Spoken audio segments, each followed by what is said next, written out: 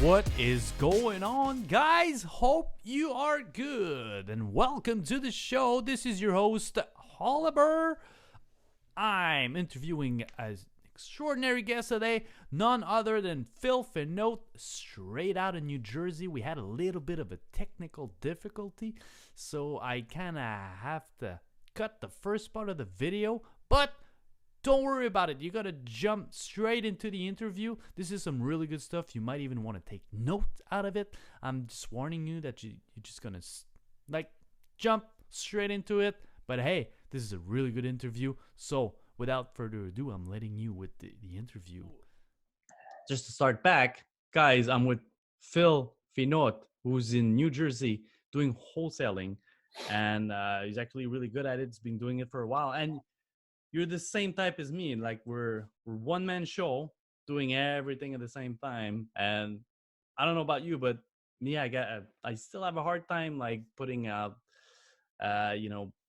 task and post and like to hire someone in that specific place. I still have to put my nose in everything. Yeah, and I'm the same way. It's funny that you mentioned that. I'm the same way, and I'm glad we're going to touch on this because because that's listen, nobody is perfect, and I think there's a major misconception right now on the internet with all these Lamborghinis and people flashing this and people flashing that, and it almost seems like people have perfect businesses, perfect lives, and that is just so far from the truth, and it's so misleading to some people that are just starting out in business, that are just starting a business, and the best thing to do is just get rid of all that and get hyper focused on what you want to accomplish. But nobody is perfect. I mean, it's just all about growth, man. It's all about learning. Like there are so many things that I still struggle with today. And I plan on struggling for the next God knows how long, because I'm never going to stop pushing myself to get better and better and better. But these struggles, man, this is what keeps me alive.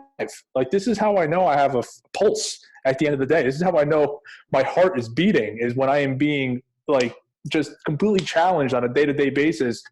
And and it's okay to not be perfect. It's okay to mess this up. It's okay to fail at this. It's okay to not do well here. It's okay that you lost some money in marketing. It's okay. Now you're not going to do that again, right? So I want people to just understand that and really just like, oh, I can't do this because what if this happens, or what if this happens, or what if I spend this money and it doesn't get me anything and I lose it? Well, just go into the mindset that you already are going to spend that money and you are going to lose it, and you're going to feel a lot better about it. I promise you, because they're in business, in any business. I don't care if it's real estate. I don't care what you're doing in business.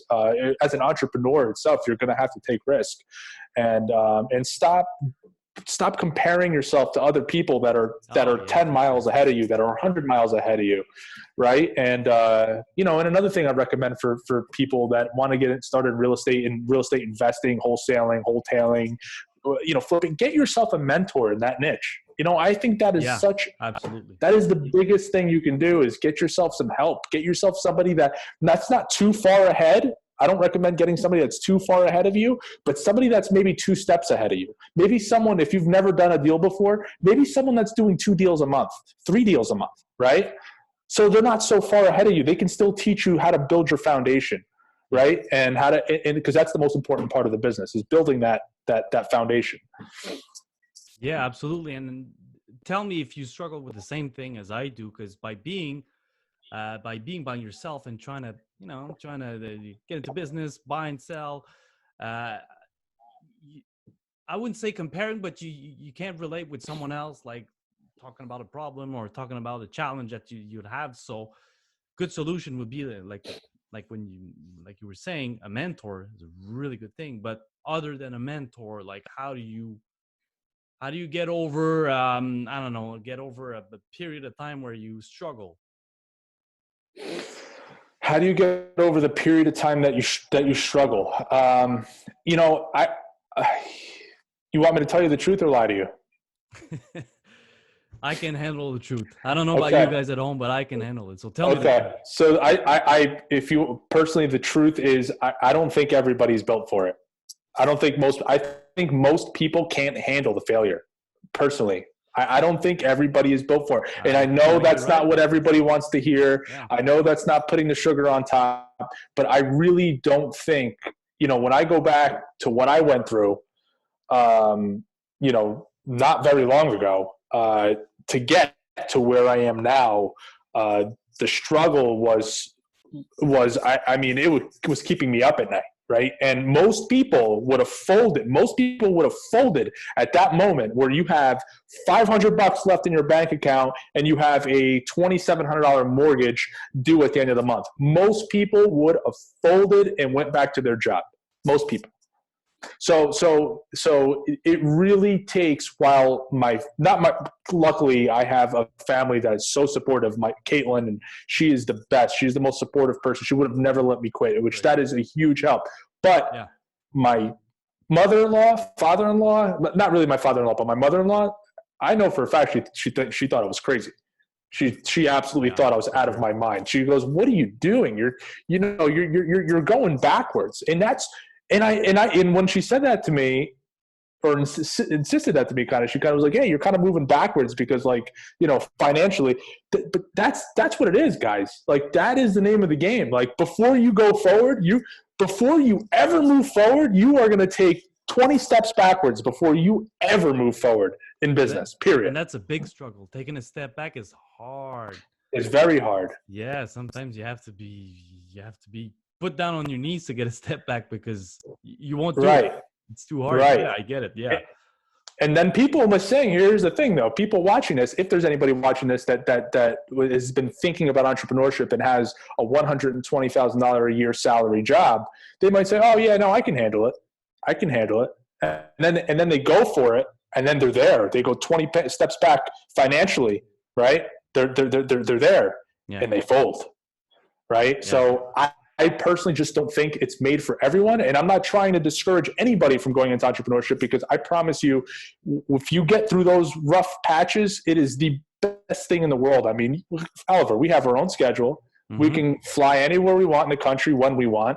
Mm-hmm. We can, we get to grow and learn and be the CEO of our own lives. We're free people. We're not on anyone else's schedule but ours, right? We choose when we wake up. We choose when we're done. We choose when we eat. We choose when we go to the bathroom. We choose what the life that we want. And that is what I believe, Oliver, is what put us here. That's why God put us here, is to live our lives with purpose, right? It makes total sense. Absolutely. Yeah. It makes total sense. And so is it worth it? Exactly what I'm attracted about this.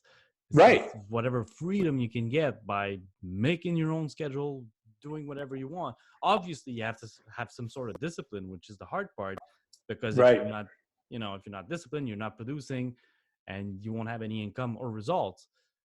But at the same time, you're the one making that schedule. You're the one, imposing stuff, and you know that if you're putting something in your schedule and, implementing it, is because it's good for you. Otherwise, it's just old habits, and you might have to get rid of some. But which I think that's the hardest thing to do. I think anybody can learn business. I think it's changing your habits, and like these little habits. And Oliver, that's still a big struggle for me. Yeah, I mean, I have a bunch of habits that I'm just like, man, what am I doing? I'm like, dude, it's like you kind of almost fall into your. But here's the thing: it's like when you can be. It's being aware of it, right? Like that is like the biggest thing with your mindset is when you fall into an old habit, as long as you can click and say, "Oh wow, I'm falling into this old habit," you are aware of it. That is what separates you from the rest of the world, right? Where most people, it's just subconscious. It just happens. They don't even know about it. Like they don't even know, right? Yeah, that's the first step. According to Tony Robbins, being aware is the first step to change. That's exactly right. I think it was Jordan Belfort's book that I read. He was saying, like, at first, your first step would be on not knowing that you don't know. So being unconscious of not knowing. So actually, you don't know. So you can't do anything because you don't even know that you don't know. Yeah. So the first step would be Yeah, that's knowing right. that you don't know shit. Yeah. Then you can react about it. Yeah. Yeah. Yeah. And you got to get real with yourself too. You got to, get real with That's a good yourself. point. And How that's, do you get real with yourself? Because that's a really good point you're hitting there. Like, how you get real with yourself? Because we can, man, we can just like, put on a tangent and just be, I'll be fine. This is okay. But no. You have to be real with yourself. 100%. Get freaking naked in front of the mirror if you need that, because that's what you need. you know how I got real how I got real with myself? How? That's exactly how I did it. I literally got in front of my mirror and I called myself a lazy piece of shit. I was like, dude, you are one lazy fucking piece of shit. Excuse my language, but I was that brutal with myself because I was so tired of just being like this, just and it was just affecting everything. It was affecting my relationships. It was affecting my business.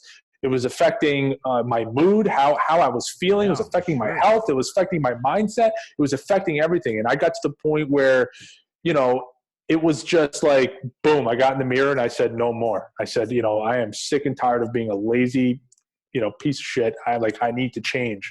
And it's a hard thing to do because I came from a full-time job. I came from a full-time construction. I was in the construction industry. So I came from a full-time job. I was so used to most of my life being told when to wake up, when to go to work, when I can go home. And all of a sudden, when you quit that job and you go all in on your dreams and you go into your business, you're lost. Because for so many years, I was like, wait, nobody's telling me what time I have to be at work. Nobody's telling me what I have to do a day. Nobody's telling. So it's up to me to do all this stuff. So in the beginning, these first few months of being full time, it was brutal for me. It was a struggle and it was a fight to get into this, routine, successful routine, right? It's like successful daily habits. Like it was hard to get into. You have no structure. So you're just going from one point to another without knowing because you have no structure.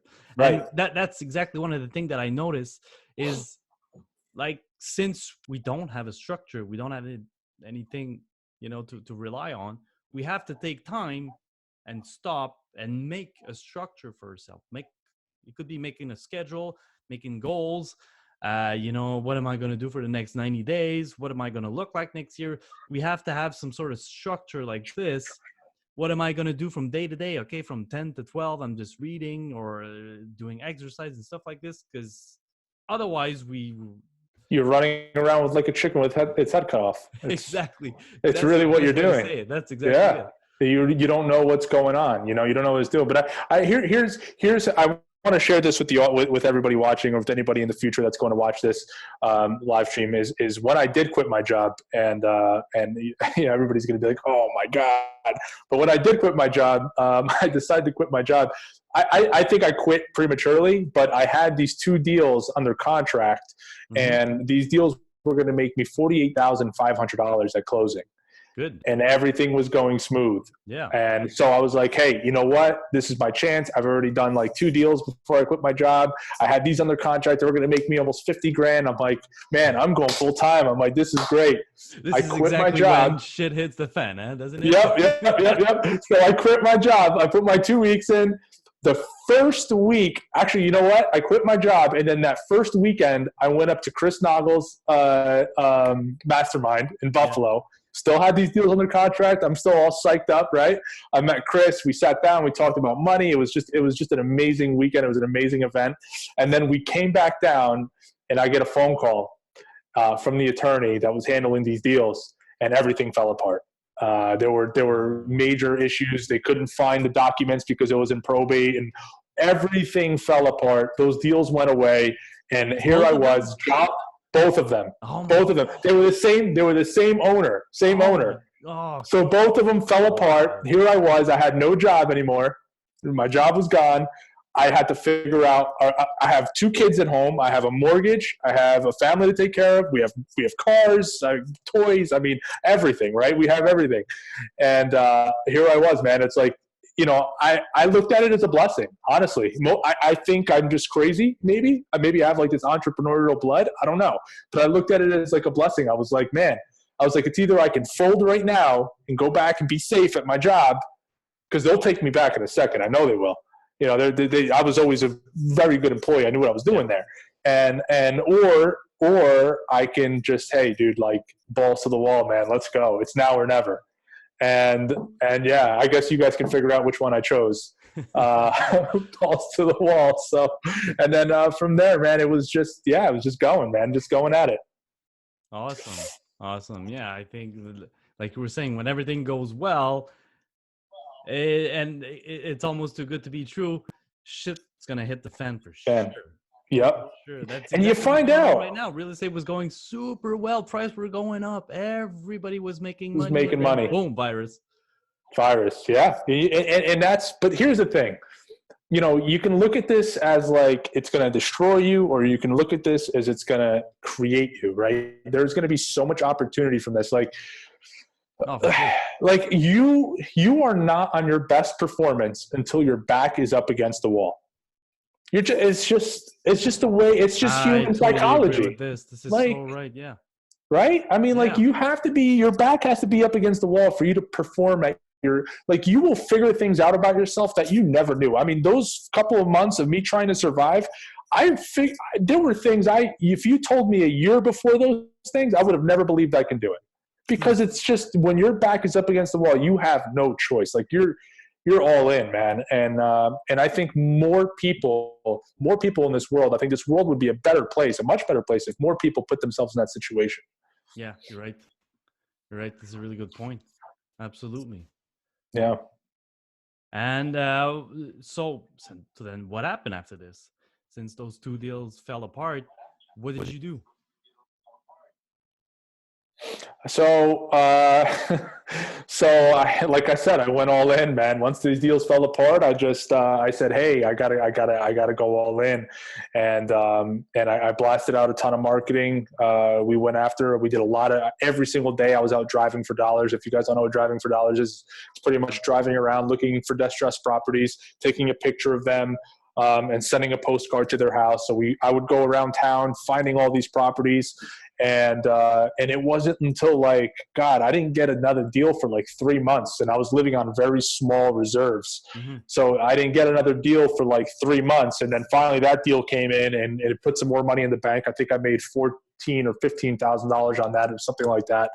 And that refilled the bank account, which took a lot of stress off me.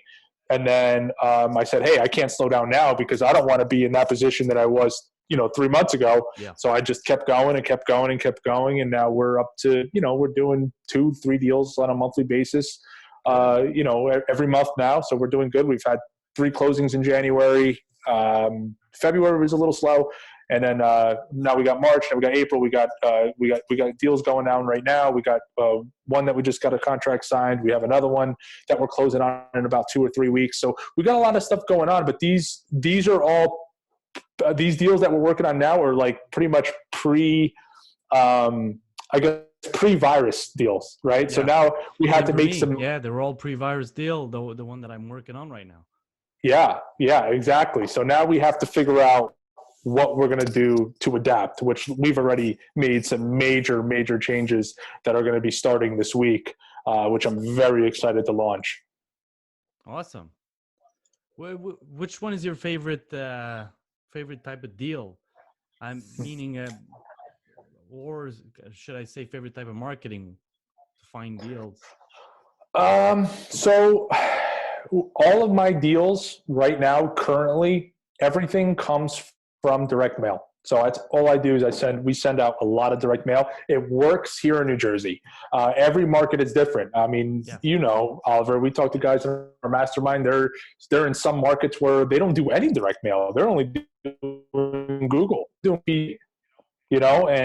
that works incredible in their market. And I don't think, and PPC is great, because if you get a lead from PPC, from Google Ads, if you get a lead from Google, that's relatively going to be a pretty good lead, because they're literally going on Google and they're typing in how to sell my house fast. Exactly. So they're already a little bit motivated.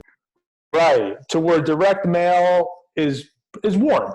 They're calling because they're curious, or they're calling because they have a problem that you need them to solve, because that's really all we are. All we're doing is solving problems. Absolutely. We're not, And I think people, wholesalers out there that are watching this, like, get your head out of the game, get your head out of the real estate game, because like you may be doing stuff with real estate but you're in sales and marketing, nothing more. Yeah, that's one thing that I realize also, figuring out that I'm not really in real estate, and because it could be anything. It could be anything. It's just marketing, finding the right people, and just selling them the right product for the right people. Yeah. And then making money out of it. It could be any product. It's just, as long as you're a good marketer, you'll find deals. And and that's where I'm converting. So, I'm all direct mail right now here in my local market, but obviously since COVID-19 came around, now we're moving to virtual wholesaling. We've adapted to virtual wholesaling. We've already put our systems in place for it. And we are going to be doing a lot of social media marketing for that. So we're going to be doing Facebook ads for certain markets. So we're moving into Kansas, north, so like around Wichita, the city of Wichita and Kansas City, like those areas. And we're going to be doing South Carolina and North Carolina as well. So I have very specific ways of how I look for markets, which I teach all that stuff to a few people that I mentor now. But I have certain ways of looking at markets. I look for growth. That's one big thing. Population growth, real estate growth. So I like to see at least a 2.5% population growth. That way annually. That way I know people are moving in there. Yeah. Right. And then I also like to go on ListSource and find out which zip codes, which counties have the most transactions for cash, have the most cash transactions. Right. So now I know, once I do my city research, my market research, and then I go into ListSource, which there's a way that you can go on YouTube and look this up, how to find out the cash transactions with ListSource or whatever. But you find out how many cash transactions are in that city, in that zip code, and you could see it, if it's a hot area or not. Right. It's going to give you it all in order. And obviously, there's a lot of cash transactions going on there. So where are you going to place your marketing? You're going to place your marketing where all the cash transactions are. Exactly. So as long as you do a little bit of research, man, you can crush it in virtual wholesaling, and that's it. And how do you jump into virtual wholesaling? We could be like a abstract concept for a lot of people. It's just for me at first. I mean, I'm the guy who like I buy stuff I see. That's it. I mean, if I haven't seen it, I can't buy it. You can't buy it. It was an out of the box concept at first. So how do you manage how much it's worth, how much can I make, but virtually? Yeah. And that's where the big separator is, because like I said, my business has been local here in New Jersey. Yeah. So there was not one house, right? There's not one house that I've ever put under contract except for the. Oh, you're freezing right now. Oh, you were freezing. Now I got you on Instagram, but I think you just literally freezed on Zoom. How about now? There you go. Okay. Am I back? You're back now. Very good. So as I was saying, what were we talking about? We were talking about how to go to virtual. Yeah, virtual. Yeah, that whole virtual thing, that's a big difference. Like I said, I've never put anything under contract without seeing it, except for that one in Florida. So the way I'm handling it is I'm basically telling sellers, I'm doing virtual in my market right now. I'm locking one up in Paterson, New Jersey under contract. We should have it under contract by tomorrow. So and that was not virtual. That big of a switch. It's not. Literally, the change is you're not visiting. You're not visiting the property. See the property. That's the only thing. Right. That's it. You're not there to manage if ever you do work, but if you do wholesaling, it's even easier because you're not managing wholesale people. Right. So we're not doing any virtual flipping. We're just doing virtual wholesaling to where, and that's all we're doing. And right now I'm having the sellers take pictures of their house, videos, take pictures of their house and email them to me. And if they do that, they're motivated, right? If they actually go to that step and do that, that they're motivated, right? Yeah, good point. So that's actually a very good indicator of motivation. And also there are services out there, guys, that if you, if the seller doesn't have access to taking pictures and emailing it to you, there's services. There's wegolook.com. If you guys want to jot that down, Right. wegolook.com. That's good. Yep, wegolook.com. That's a company that you actually pay. They'll go to the property and take pictures for you.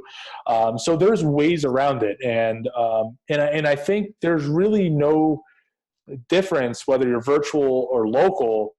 It's just a mindset game. It's just a mindset switch. It's all it is. It's just a mindset switch. So it's studying that market a little bit, getting to know that market a little bit, seeing what the values of properties are there, and doing your same formula, right? Yeah. Doing your 70% formula, and knock off the $5 or $10,000 or $15,000 assignment that you're doing, right? So the more you negotiate, the better you are at negotiating, the more money you're going to make. It's as simple as it gets. And like you were saying earlier, like we could have done it, a year ago, but now that we got our back against the wall because of the virus and we don't have any choice but to do anything virtually anyway. And it kind of opened up your perspective and you're like, well, it's not that hard because actually I'm doing everything virtually anyway right now. Right. So I like the fact that it's kind of pushing us against the wall and seeing it in a different way, even though it's really hard for, for some business owner or entrepreneur right now. But like you're saying, it's just those little switch that you can do in your business. Guys, I don't know what business you're in, but I'm sure there's a little switch that you can do apart from being in restoration, maybe. But or if you haven't started a business, start one now. It's the best time. Start one. There you go. There you go. If your business could not adapt, start another business. Start a side hustle. It could be a shop online. It could be virtual wholesaling. It could be anything. Like there's so many things going online right now. It's crazy. So I mean, there's always something. Like even though we need that human contact at one point, but we can do a lot of things virtually. A lot of things. Yeah. And this is why I say, Oliver, this is why I was saying before that I'm grateful that this is happening, because now, I mean, I would have never went virtual if this didn't happen. I would have just kept doing the same thing, over and over here until this happened. Now it's like, hey, now I still have my local business and I'm building a virtual business, right? So now so you're just growing. So I think more people, and I think this is the way the world's going anyway, guys. I mean, let's be real. With all this technology, everything, this is just the way everything's going to go. Because a lot of people are still going to be scared after this. And, there's going to be a lot of germaphobe after this. There's going to be probably some of the adaptation also to a lot of places. So, I mean, it's not going to be 100% like it was before. I'm not saying like major thing will change, but you're going to see those little change in a lot of places. Yep. Which is more and more online. Yep. Everything is going to be online. And, it's a beautiful thing for those that can see the opportunity, and for those that can step their game up to it and really, really take this stuff seriously and just see this wave of opportunity. So what's going to happen in real estate, right? I mean, what's going to happen in real estate in the next couple of months? Everybody wants to know. I get asked that question every single day. And the real answer to that is, I don't know. I honestly don't know.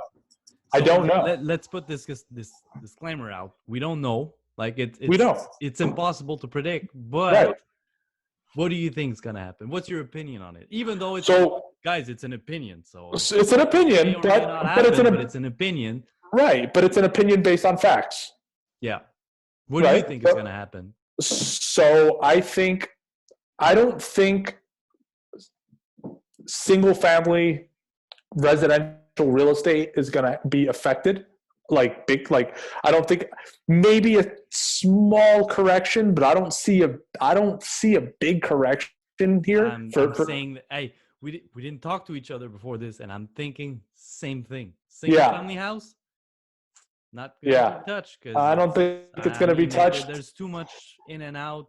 There's too much transaction. People need a house, so I don't think it's going to be affected. Yeah, I don't think so either. But I think we're going to be coming across deals. I think there's going to be a lot of distressed sellers, which is good for us. I think it's going to, and this is what I mean about the wave of opportunity, everybody. Like, this is exactly what I'm talking about. I think we're going to have so much business coming to us soon. It's just, I mean, we're still in the beginning stages. Yeah. It is just going to be insane because, and there's a lot of stuff going on. I mean, people are losing their jobs, unfortunately.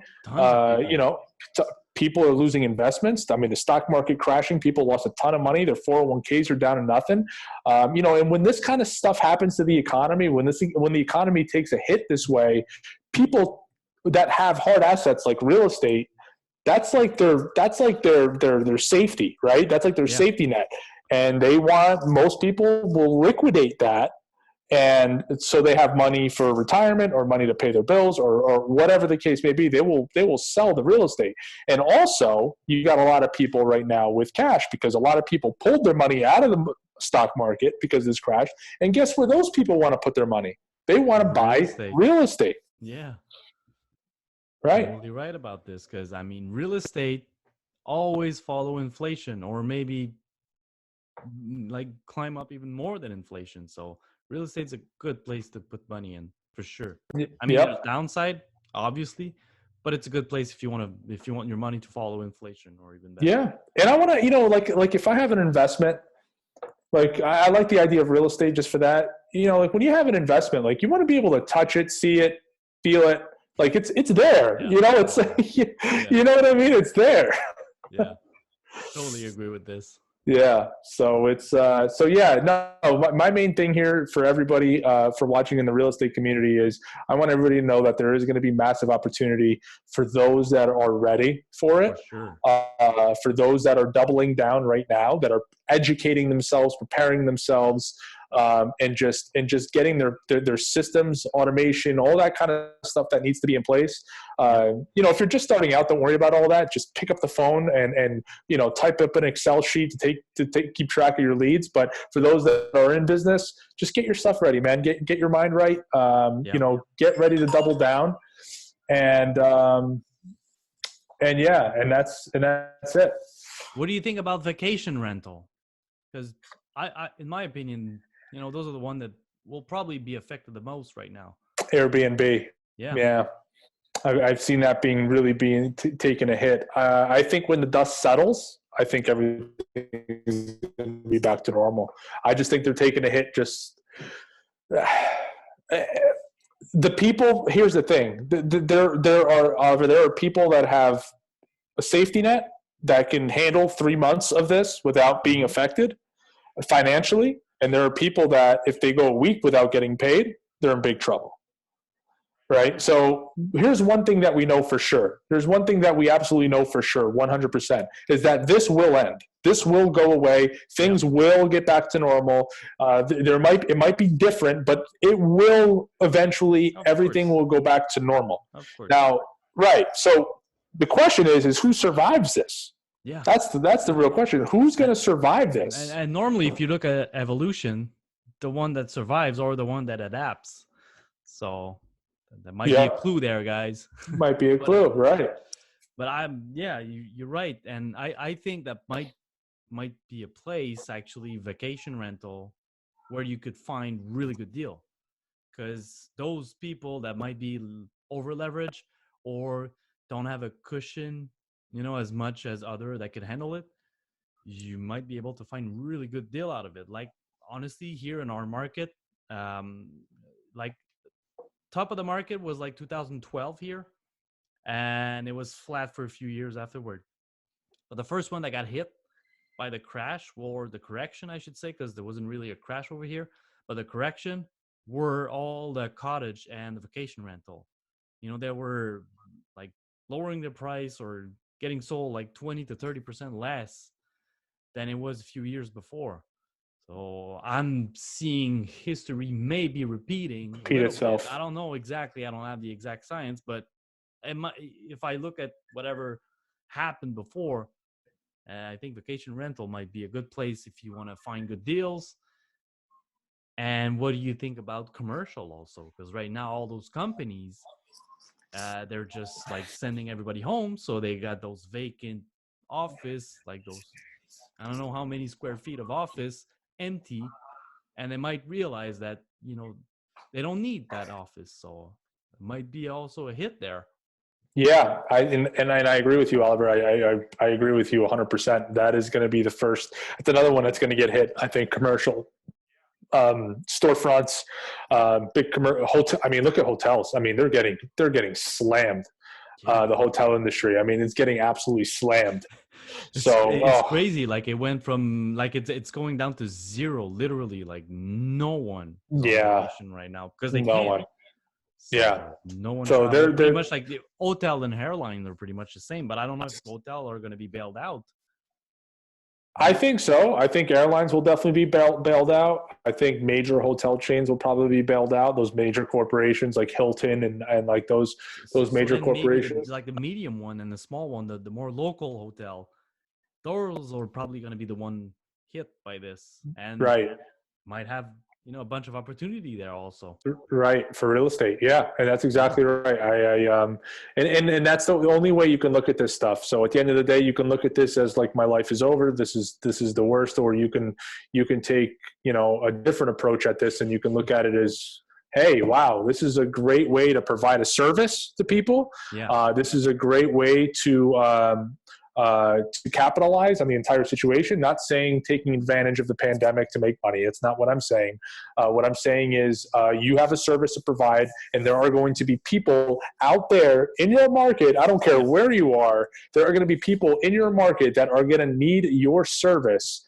And yeah, and I think you need to be on the front lines to provide that service, because whoever is there to provide that service is the one that's going to capitalize the most, for sure. Absolutely. And like we said earlier, it's a hard time though. But even though like a lot of people are probably against the wall right now, like we said earlier, I mean, it's a good time to reflect about yourself. Like if you want to switch career, start something else, it might be a really, really good time, because you're going to have to adapt.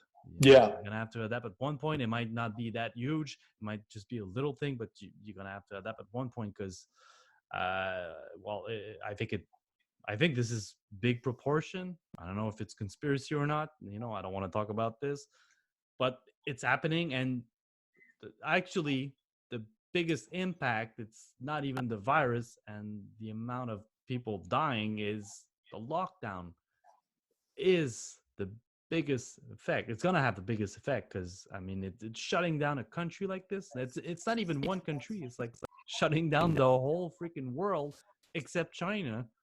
Like you're shutting down the whole world, Yep. like stopping everything. And you see those farmers freaking out because they have to throw away food because nobody's buying it. You see people losing jobs. We've never seen anything like this. No, That's the main point. it's We've gonna have never seen impact anything like for this. years probably. This is a So, huge impact, huge, more than people think. I mean, absolutely huge. And this, again, and I'll say it again, guys. We're now, Oliver. We're getting so in depth with this, but this is good that we're getting in depth with this, because people that watch this are going to really open their eyes. This is exactly. I can sit here and say, there's going to be opportunity. There's going to be opportunity. There's going to be opportunity. But when we talk about this, this economic hit that we're going through right now, yeah, like, and how in depth we're talking about it, this is exactly why there is going to be so much opportunity. Like now, if you have a service or a product or something that helps the world, or that provides value to the world, now is the time go ahead and market this deal. By far, definitely. Yeah, exactly. Awesome. So, hey, that was really interesting. Really interesting, Phil. Thanks for. No, that was good. We covered a lot of stuff. Yeah. No, we covered a lot of good stuff. Mindset. We covered a little bit of habits, real estate, the market. I mean, I think we shared a lot of knowledge. Yeah, it's all together anyway. And when you're a business owner, like we are, especially if you're a solopreneur.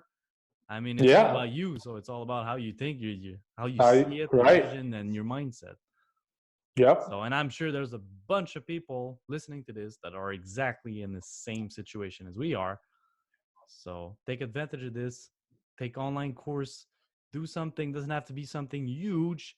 Just little things here and there to adapt slowly to the market changing. Because it's all about cycle. It doesn't matter if it's coming from a virus, if it's coming from a market crash, from I don't know, to like airplane crashing in towers. I mean, it could be anything. There's always something coming up that's going to happen that creates cycles in the real estate. So you just have to be aware of whatever cycle is coming up after the other one. Like right now we were in expansion, like really, really good expansion market. What's coming out after? It's a correction, and it's normal and it's inevitable. So you have to know what's coming up, so then you can adapt and know that, hey, okay, well, next thing it's gonna correct. So what can I do to adapt my business and take advantage of the fact that it's correcting? And that's what I love about Exactly right. wholesaling, flipping, and all this. It's not that hard to adapt.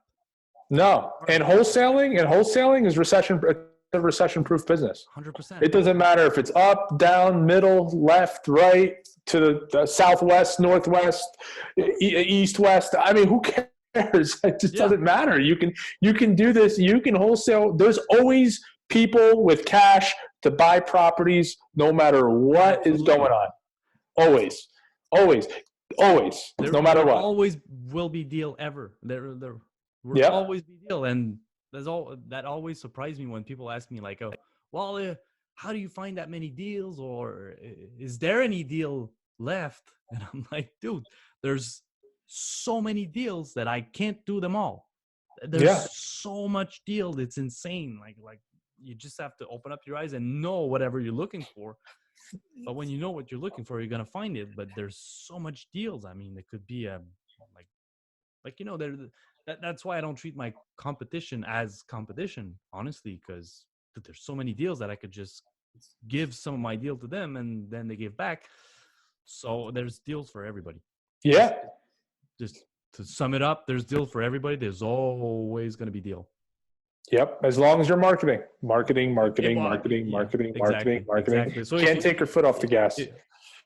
So actually, if you can't find deal, that's because you're not marketing well or not marketing enough. That's the only reason. Yep. Nothing else. Yeah. And that's the most important thing in this business. And another one that's super, super important, I think people don't take seriously enough, is sales. If you have a minute, I'd like to talk a little bit about sales, because sales is like what changed my business big time.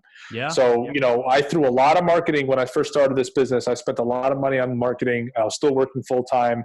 But when I first sell, I spent $6,000 on marketing. When I first did $6,000 on direct mail, I sent it out. I didn't convert one deal. And I'll tell you why. Because I could not sell a $50 bill in Times Square for $20.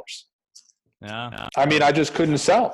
I couldn't convert anybody. So as soon as I figured that out, I started to I got myself a mentor. I started to learn sales. I started to learn how to negotiate. I started looking the guts method right here. It's probably the best sales training in the entire world. I studied Jordan Belfort's. I don't know about this one. It's really interesting. Oh yeah, that stuff is. Oh my God! Here, I'll show it up to you guys again. Great unconventional and unorthodox techniques of selling, a manual of success.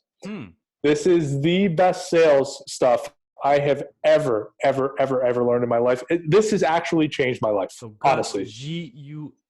GUTS. If ever you guys are just listening and not seeing the video, how to sell with guts, G.U.S.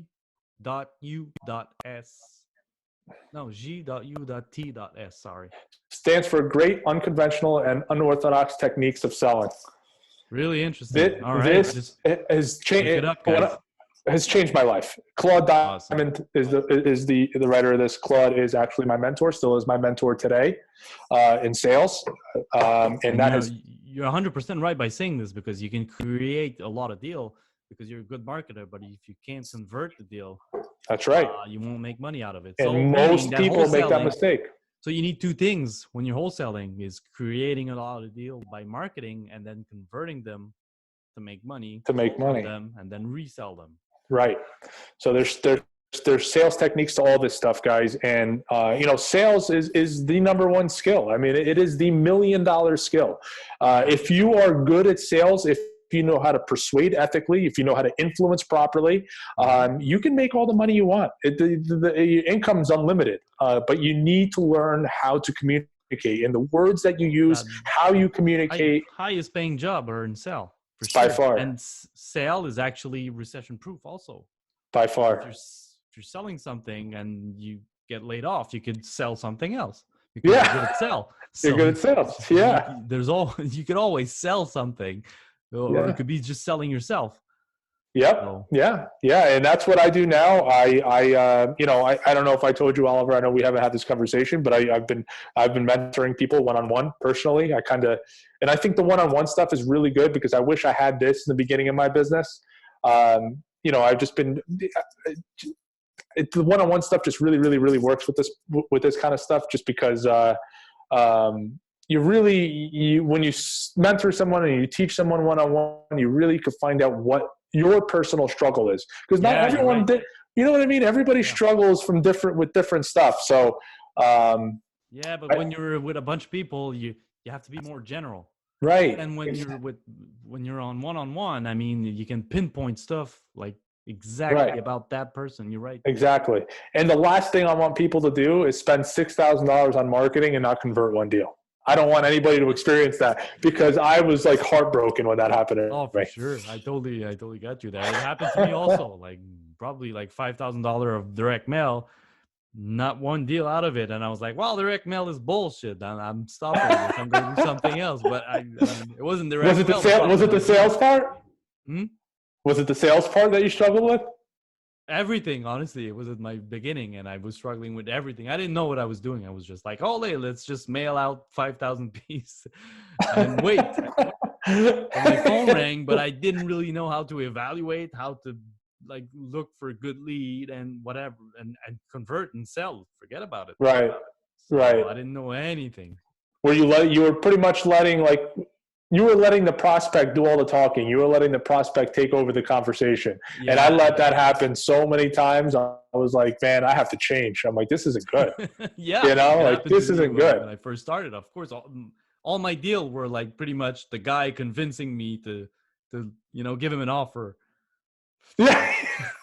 Like, well, just buy my house at the lowest price, please. I want to get rid of it. I was like, okay, well, let's just do it. It seems like it makes sense. Yeah, those are my first sale for sure. Yeah. And by the way, anybody watching this, anyone that hasn't watched your interview with Chris Nagel, if for anybody that hasn't watched that, they have to go watch that, because that was one of my favorite podcasts. Which one? Yeah, that was the one that I interviewed Chris, or the one that he's interviewing me? No, the one that he interviewed you. Okay. That was a good one, man. That was a good one. Yeah. That was a good one. So I did know a little bit about you after watching that interview, man. You went through some stuff, and that's what everybody needs to understand, is you're going to go through it. I mean, and that's why I see the importance of a mentor, or working with somebody that's not too far ahead of you, but that's a little bit ahead of you. Absolutely. Just to help you. You're going to make mistakes, but to steer you around the big financial mistakes, to help you figure out the fastest way. I think that's the right way to say it, because you're going to figure it out at one point, but it might take you a year, 2 years, 5 years. He's going to help you to like get there as fast as possible. And so you're actually saving the most precious resource you have, which is time. Because I'm going to figure it out at one point. It's just, I'd rather figure it out in 6 months than 5 years. God damn it. Because I'm not younger anymore. So, I mean, I want to know this stuff right now. So the only way to provide it is a mentor, like you're saying. Is a mentor. Yeah. Yep. Or being part of a mastermind. I mean, just any of that stuff is very, very important. And that's like, we'll always agree on this. There's no better investment than the investment in yourself. It's simple. 100%. Yeah. There's no better investment than the investment in yourself. Because being in boardroom is actually, it's an important amount of money. And you have to travel and you have to spend time. And I was hesitating at first. And I remember I just went on Instagram and I started DMing like those guys that I follow, that I look upon to. Ask them the question like, hey, should I hire a mentor? Should I go in a group, to be mentored? They all said yes. Yeah, doesn't matter. Like, if you have to pay for it, doesn't matter. Like, it's going to be the best thing you'll invest in. Agreed. And I couldn't agree more now. Agreed. I couldn't agree more either. And that's why I still have my mentor. Sales is practice. No one is born with excellent sales skills. I mean, like, sales is practice, man. I mean, like anybody can do it. I don't care if you're an introvert. I don't care. It's I just couldn't practice. agree more, because I was bad at it, so bad when I started that, and now I'm sometimes I even surprise myself. I'm like, And you that like was it. really good. Like, Yeah. I close on people, and it's all ethics. Like everybody, it's all ethics, and people they're super happy, shake my hand when we close and all. But I mean, I'm like, wow, that was really good. People are actually smile and shake my hand, and I buy their house $100,000 less than it's worth, and they're happy about it. Yeah. Like what better you want to ask? Yeah. Because you guided them in the right decision, right? You guided them. You ethically persuaded them, and based on their problems. And when you can solve, the bigger the problems you can solve, the more money you will make. It's really that simple.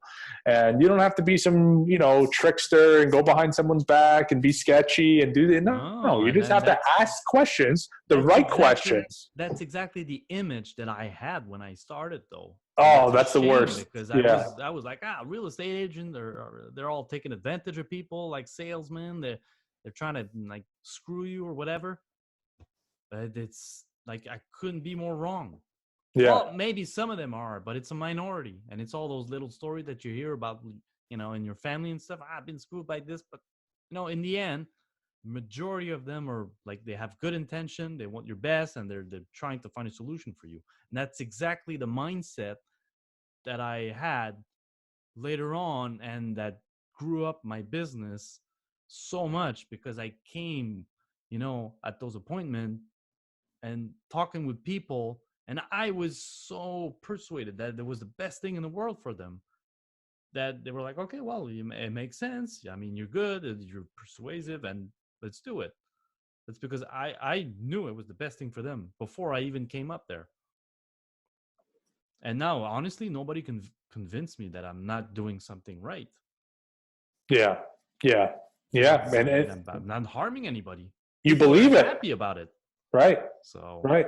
And you believe it from the deep in your core. And I think that's, that's another thing that stops people from success is that exact thing. Oh, salespeople are this, right? Their own beliefs. So salespeople they're bad. They just want to make money. They just want to make money off of you. They just want to, and that is like that's the poor man. That's the poor man's way of thinking.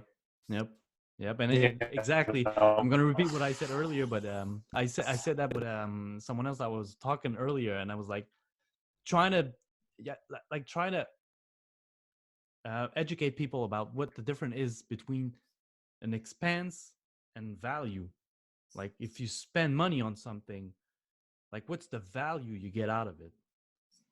And if you're spending $1,000, but in your eyes the value is at 10,000, then of course you'll buy it. But if you think like, oh no, it's an expense of $1,000, no, I can't do it. But what value does it bring you? And as salesmen, it's really, really important to show the value to other people. Yeah. And do you believe, as a salesman, I mean, me as a salesman, I'm the easiest sell in the world. I mean, you could sell me anything and I'll buy it. If I see value in it, I am the easiest sell in the world.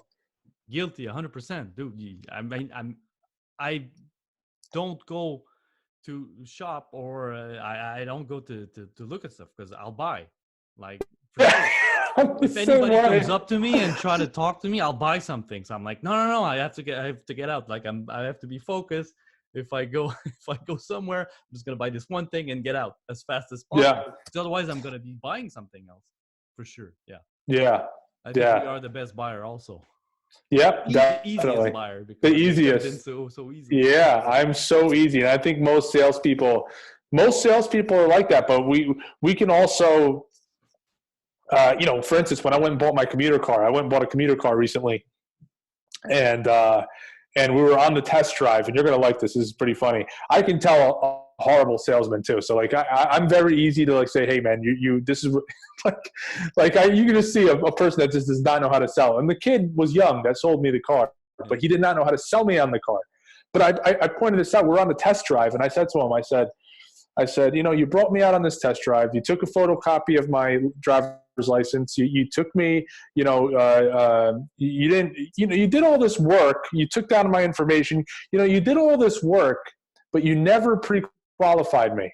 So I could have just went on this test drive, parked the car, and left, and you would have wasted all this time with someone that wasn't even qualified to buy this car.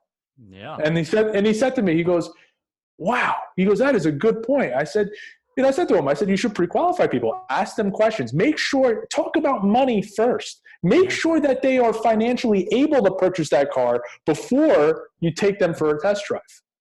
Mm-hmm. Right? Absolutely. So it's all about pre-qualifying your prospects. It's the same thing with real estate. When somebody calls in, pre-qualify your prospect. Make sure you're not wasting time. I like to pre-qualify people in 5 minutes or less. I'll know in a 5-minute conversation whether I'm going to buy your house. Right away if you can do business with them or not. Right. Yeah. Exactly. Oh, exactly. Same for me. That's why I always call them before I try to push the visit as far as possible, because I want to be sure that they know what they're getting into, and I'm not going there for nothing, and they're qualified for it. Exactly. They have enough equity, and they're willing to, sell a little bit less because I can't buy at market value. Right. So yeah, I'm always pre-qualifying, but that's a really good point that I wasn't doing it first, and I was going on all those appointments for nothing. So after a while, you're like, well, okay, well, I'm going to pre-qualify because I'm wasting all this time. That's a really good point. And it's funny because we're just telling the other sales guy like how to do it. Like, oh no, you should close me that way. Tell me this, and I might be convinced. Yep, exactly. And I think there's just too many people out there that aren't. It's not that they're bad sellers. There's just no one's taught them. No one has taught them the right way to sell. No one has taught them the right way to communicate and talk to people. And I like cars. I think you can make. I know salespeople that work at car dealers. They make a lot of money. They're great salespeople. They make $300,000 a year working at a dealership. I mean, they're working crazy hours. It's nuts how many hours they work, but they make a lot of money, and they're good. And what is the difference between the guy at the dealership that's making $300,000 a year and the guy that's making $50,000 a year? There's only one difference. They have the same brain, the same voice, they speak the same language. The only difference is one knows how to persuade and the other doesn't. One knows how to pre-qualify, the other one doesn't. One knows how to close, the other one doesn't. That's the only difference. It's why I say sales is the $1 million skill, 100%. And it's okay if you're bad. It's okay if you're bad at the beginning. We all have to start somewhere. Yeah. If you're absolutely awful at it, what I did, like let's rewind and say when we went back to talking about becoming honest with yourself. Mm-hmm. I had to be honest with myself. I had to tell myself, man, you are a shitty salesman. Now, what can I do to get better? And what I did to get better? I actually, I went ahead and went to work in a TV store. They were selling TVs and sound system and stuff like this. I was like, this is going to be good for me. I mean, if I get better at sales, this could help anything. So I went ahead and applied for a job there, and they got me, they hired me right away. But I was so bad. And I'm happy I kind of trained over there because I was really bad at it, honestly. I barely made money, but at least I practice a lot. So I'm way better now. Got you freeze again. Okay, good. Okay, there you are. Am I here? You got me? There. All right, good. Yeah, that's you're going to get better at anything. And anything. I mean, anything you do requires. I don't care what it is. Anything that you do in life, if you want to get at it, it requires sales. Just number one. I mean, I sell my kids on every day. Yeah. You can have that toy only if you finish this plate of food. Right? Like, I have to bargain and sell my kids, to do things that I need them to do, right? So it's the same with just about everything. It's all everything is sales. Sales, practice, role play. I can't tell you how many times I stand in front of a mirror and sell myself, or on a drive. Or I just drive down the road with the family and I look at Kate and I say, hey, let's role play. She goes, oh, again? I go, yeah, let's role play. Really? That's cool. Yeah. Oh yeah. So we do this stuff and it's just practice. It's practice, practice, practice, practice, practice.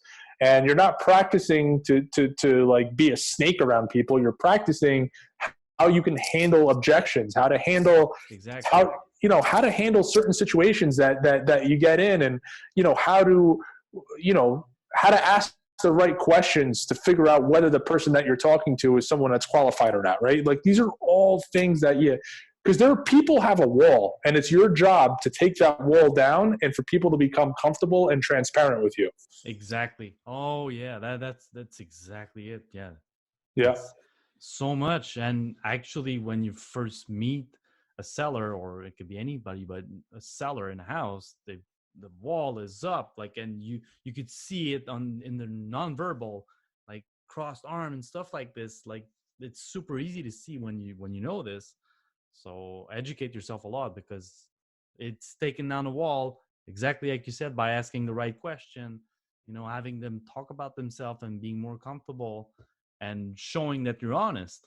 Right. And then it's going to be down. They're going to trust you. And everybody needs to know this. People make immediate business decisions based on emotion. Immediate. Absolutely. Immediate. Like you get somebody emotional enough with their problem, if they have a problem and you can solve them, you can solve their problem, and you get them emotional enough about that problem, done. Yep. And then you just have to reason with logic. But they're going to base their decision on emotion 100% for sure. They're just going to reason with logic. Yeah. I actually have a live call that I've recorded on my YouTube channel that I recorded with a seller. So if anybody wants to check that out, I just started a YouTube channel. I've had it for a long time. I just never posted anything on it. Lately, I've just been posting a ton of content on it. Phil, if people want to know more about you or reach out, where they can find you? Well, they can find me, Phil Finote, on YouTube. I put a lot of real estate content out there for people just getting started, and want to learn a little bit more. I have a lot of strategies. I'll be posting more stuff on there, and you can find me on Instagram. I'm very active on Instagram. It's at Phil_Finote. You can find me on there. Reach out to me, talk to me, ask me questions, whatever. I'll answer all my messages. Any questions that come in, I get on it right away. I love talking real estate, talking to people, helping people out. Awesome. And you can find me on Facebook too, but I don't really do much on Facebook. Awesome. Thanks for sharing, and thanks for taking the time. I think it's going to be one of the longest podcasts ever, but this was great. We covered just about everything. We can talk about this for age, man. Yeah. You're so passionate about it. Oh yeah. I can keep on going. Yeah, I can keep on going. No, but we covered a lot. Did some mindset. We did sales. We did some sales. The importance of sales. Absolutely. Real estate, marketing tactic. So we did a lot. Obviously, there's a lot more detail that we can go on, but I hope this has been valuable to people. I hope so too, guys. Thanks for watching. Thanks, Phil, for being there. Till next time, guys. Till next time, man. Later, brother.